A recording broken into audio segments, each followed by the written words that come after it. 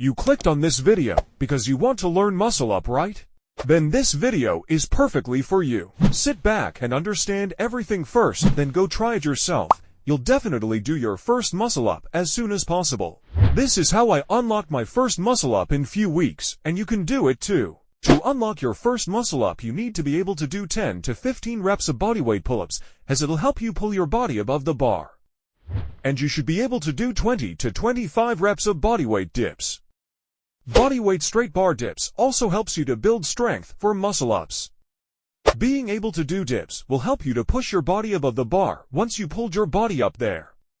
If you can do multiple reps of pull-ups and dips with additional weights, it'll be best thing you will do to increase the chances of a successful muscle up, because doing weighted pull-ups or dips will make your body feel lighter than before when you will perform muscle up.